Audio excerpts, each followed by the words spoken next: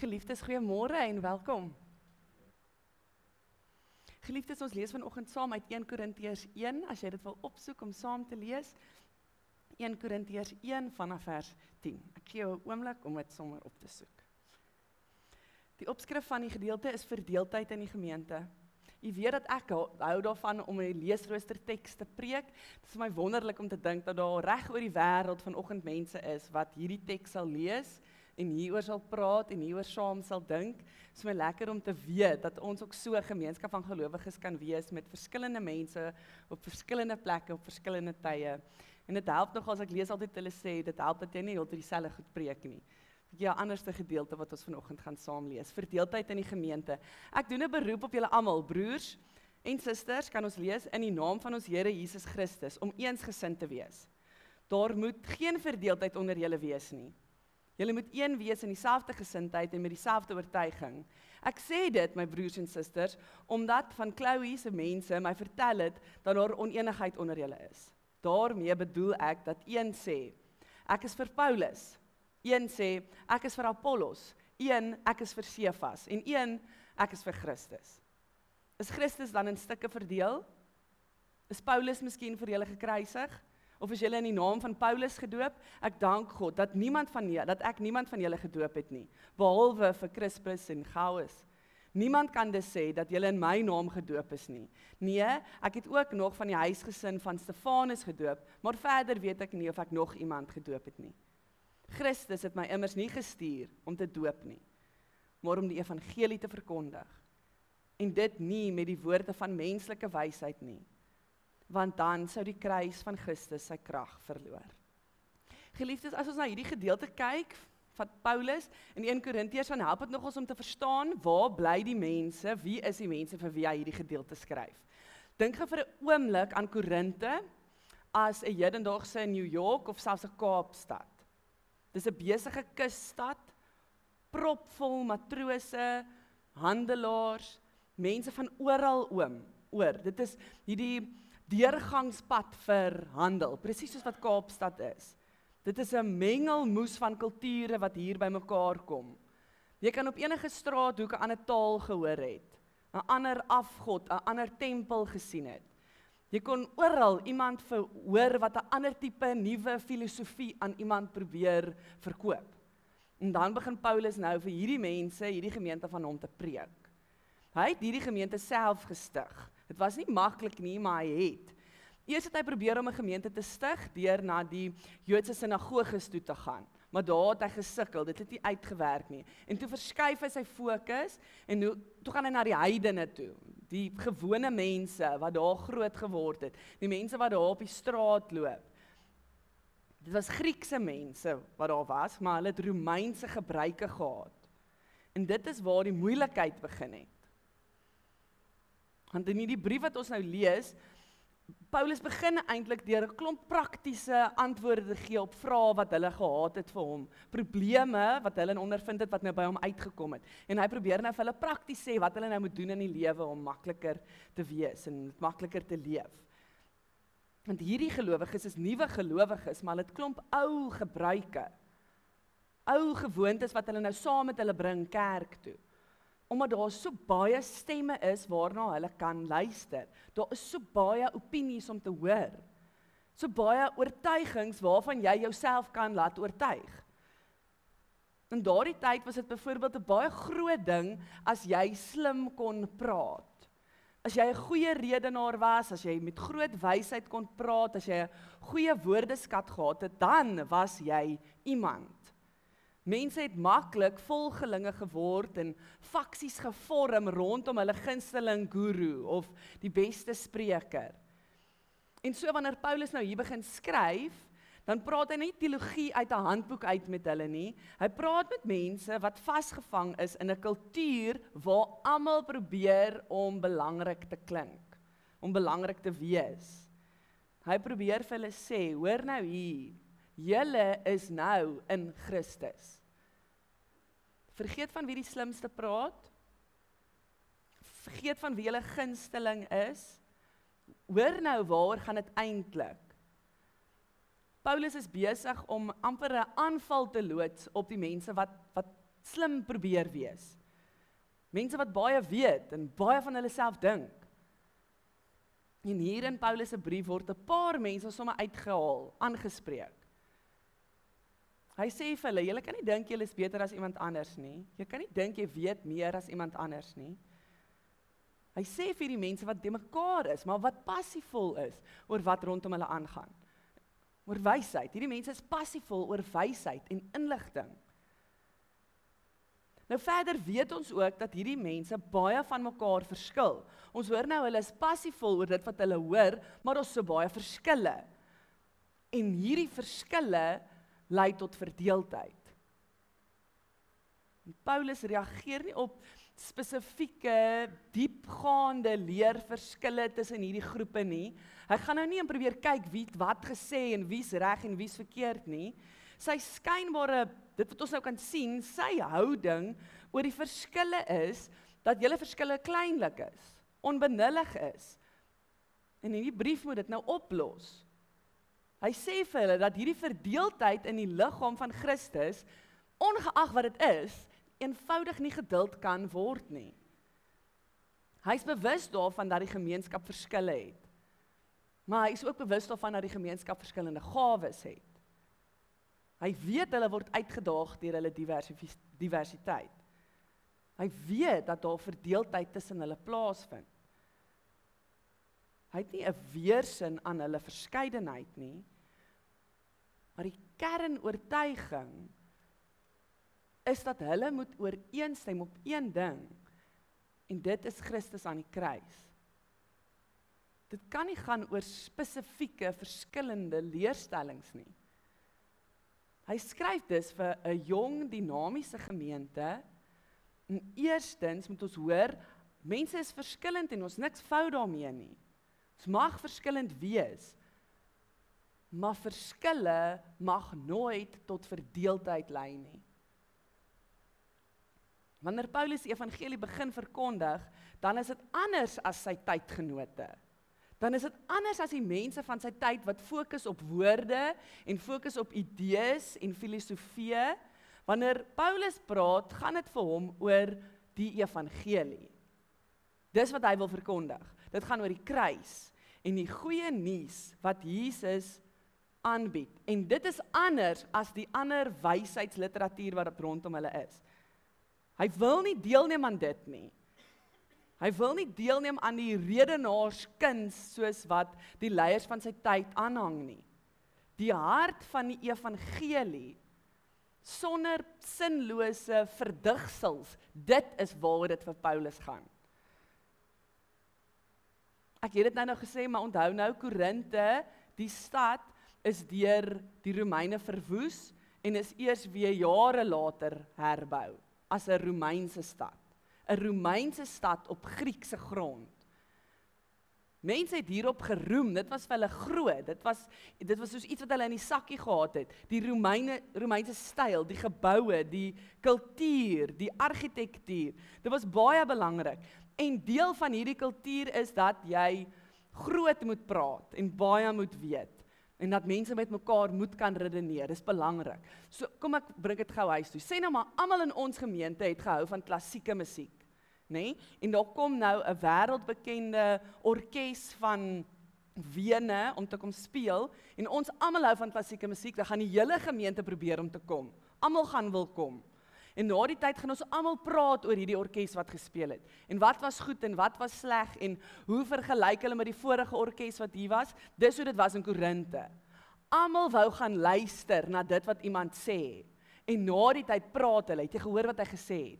Het jy gehoor hoe hy dit gesê het? En dan vergelyk hulle dit met mekaar. Dit is wat vir hulle belangrik was. Dis wat hulle wou doen. Dis wat hulle hard probeer het om te doen. En dan ewe skielik, in hierdie hele manier van leef, word die boodskapper belangriker as die boodskap. Dis die kultuur. En nou kom Paulus en hy sê iets heeltemal anders, kontrakultuur wil ek sê.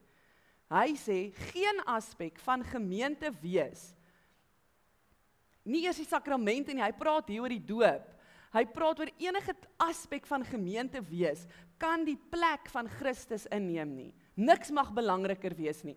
Ek lees iemand skryf, is interessant hoe hy hier praat. Ek het nog niemand gedoop nie, sê hy. O wag, ek het hierdie 2 mense gedoop, maar niemand anders nie. O wag, ek het nog iemand gedoop. Dis 'n interessante manier om oor te praat. En dit kan wees dat hy amper wil sê, dit maak nie saak hoeveel mense ek al gedoop het nie. Dis nie die belangrike ding nie. Dit gaan nie oor my nie.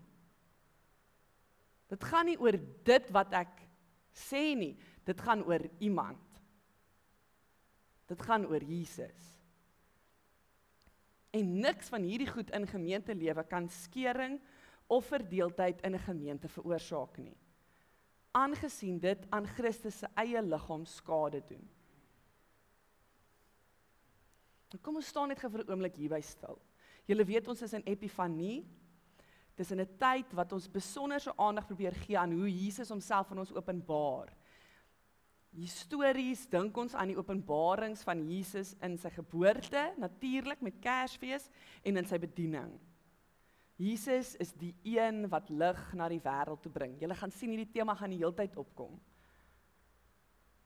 Dit is 'n volk wat in duisternis rondgedwaal het, in stikdonkerte moes rondloop en daar 'n lig op hulle kom skyn. 'n Merkwaardige impak van Immanuel op 'n verdwaalde mensdom wat soek na wysheid, wat soek na God. Jesus het sy lig op hierdie mense kom skyn. En natuurlik is dit nie net op toepassing van mense duisende jare terug nie, dit is op toepassing van ons vandag. Paulus en sy woorde aan sy mense, wat so verskil van mekaar en so verskillend optree en leef en dink en doen, sy woorde is net so waar vir ons vandag. Selfs meer, want ons is net so verskillend. Mense staan miskien nie op ons straathoeke en verkoop idees nie. Mense staan op ons straathoeke en verkoop baie ander goed. Maar ons het ook 'n onuitputbare bron van inligting oor mense se idees, mense se kennis, mense se manier van preek, mense se dink oor evangelie. Ons het 'n onuitputbare bron van dit en ons almal tap op dit in op verskillende maniere. En dit maak ons net nog meer verskillend. Kom ons wees eerlik met mekaar, verdeeldheid in die kerk, in die hervormde kerk, die NG Kerk, die gereformeerde kerk, in die laaste dekade het daar ongelooflike skade berokken. Mense se verskillende idees het kerke laat skeur. Gemeentes gedompel in verskriklike verwarring en seer en verdwaaldheid. En dan word ons 'n gedeelte, soos vanoggend, ons hoor 'n gedeelte soos Psalm 27, die rotsvaste belydenis, die Here is my lig en my redder.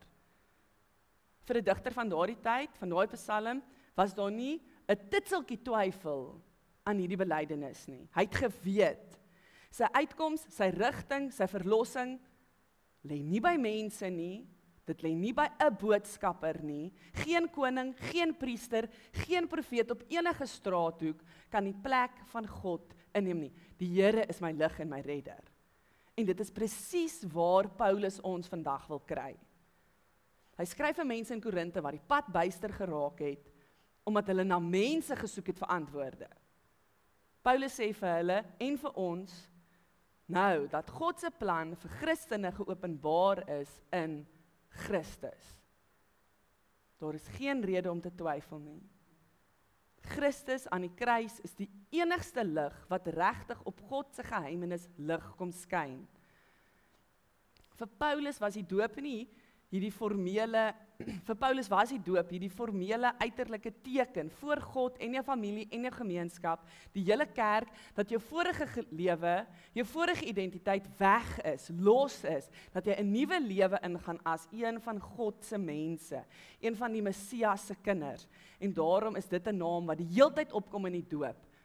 God, Vader, Jesus, Christus, dis belangrik. Die res, wie dit doen, is irrelevant.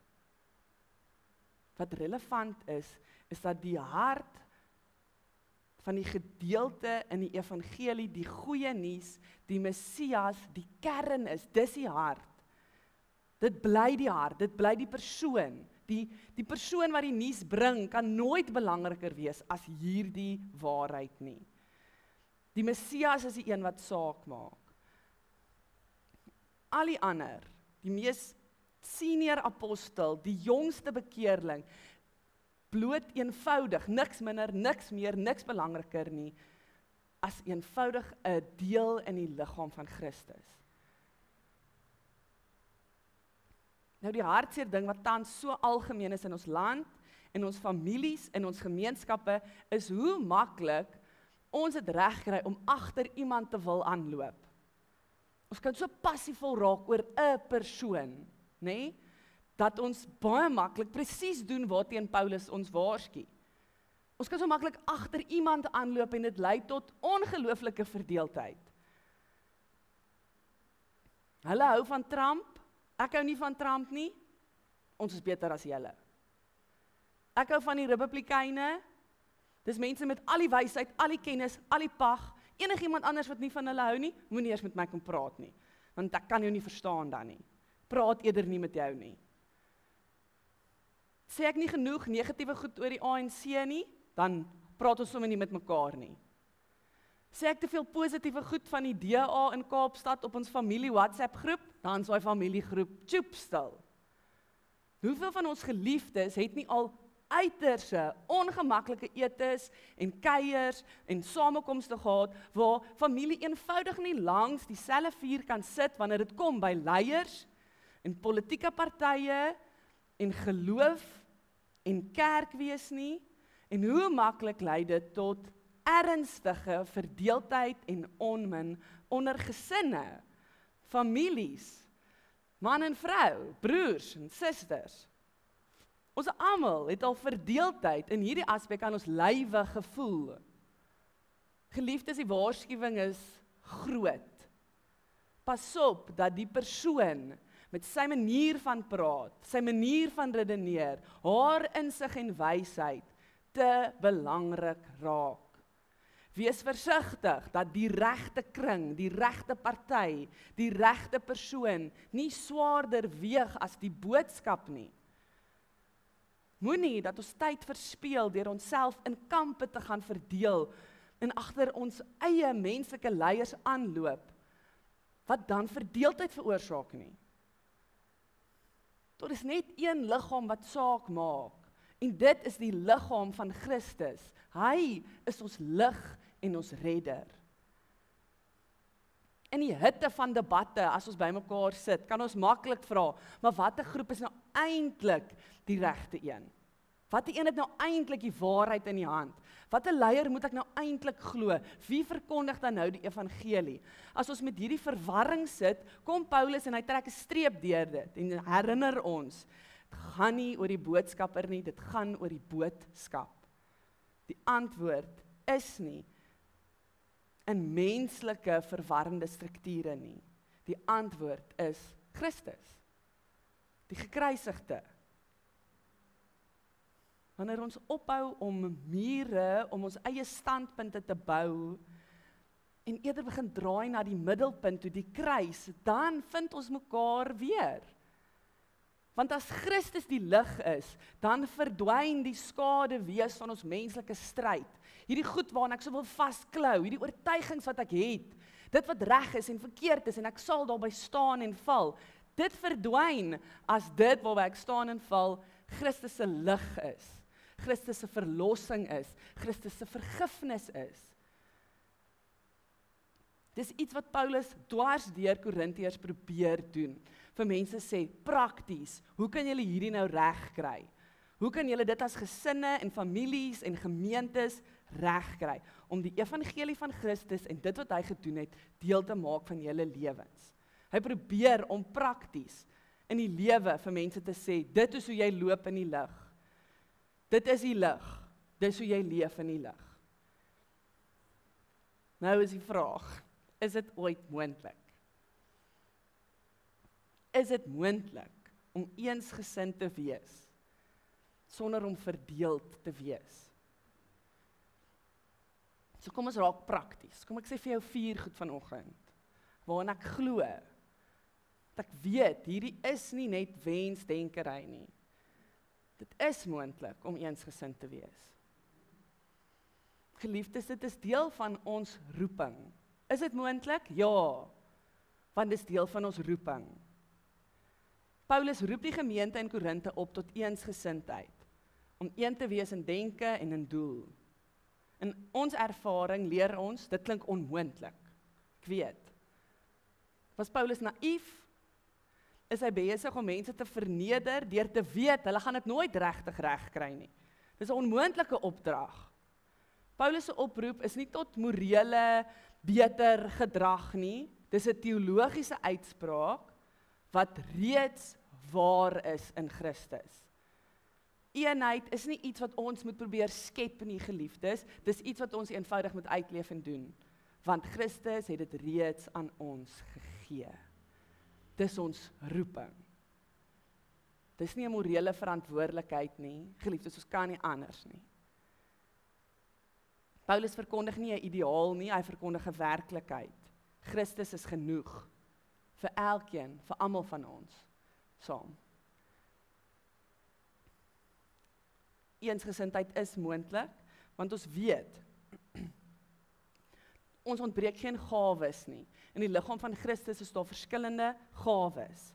Die liggaam van Christus word volledig sigbaar, nie in eendersheid nie, maar in saamwees van verskille. Jurgen Moltmann skryf so mooi, hy beskryf die kerk as 'n gemeenskap gevul met die Heilige Gees. Die woord is charismaties, charisma, vol van die Gees. En daarom, waar ons weet, daar is nie net 'n enkele gawe, of 'n enkele kultuur, of 'n enkele stem wat verteenwoordig word in die kerk nie, nee. Christus word teenwoordig wanneer almal se gawes en almal se verskille gedeel word en gevier word. Om gemeenskap te soek met die wat anders glo en leef en dink. Geliefdes, dis nie liefdadigheid nie, dis gehoorsaamheid.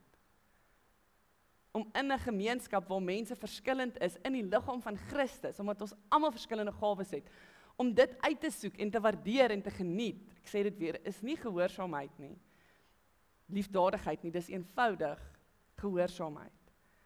Om verskillend te wees, om verskillende gawes te hê, is nie per ongeluk nie.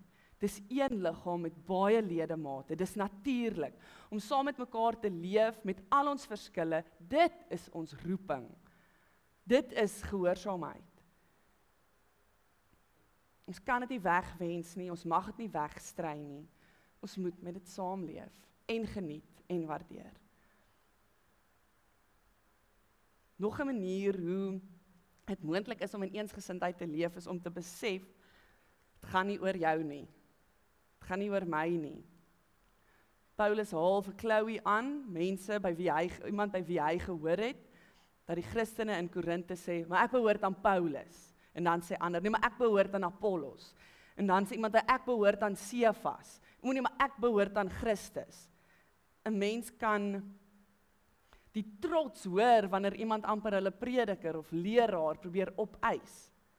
Tog is die uitnodiging hier om alleenlik aan Christus te behoort. Dit gaan oor Jesus die gekruisigde. As ons aan Christus behoort, geliefdes, dan behoort ons ook aan mekaar.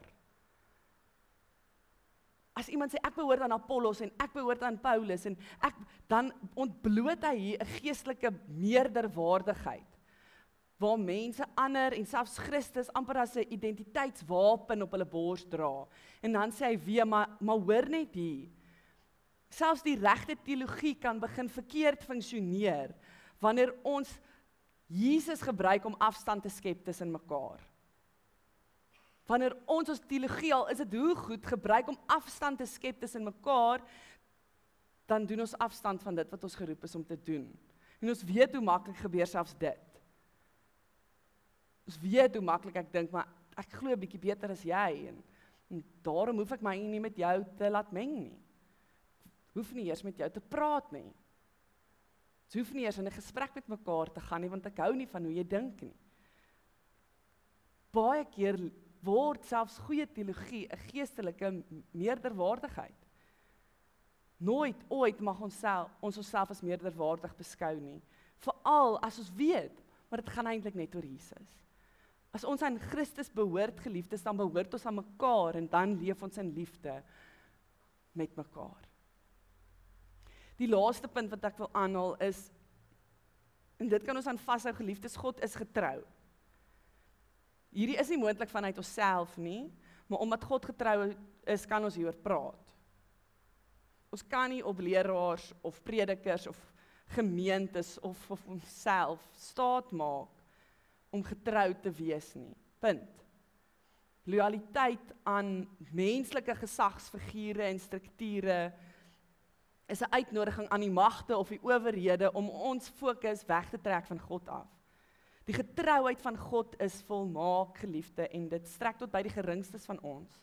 Selfs in oomblikke wanneer ons nie eers weet hoe om onsself uit te druk of onsself te verwoord nie.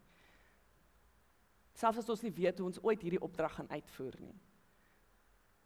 Dan sê die boodskap, maar ons kry die lig. Hy is en bly die boodskap, hy is die riglyn vir ons lewe. Niks anders nie.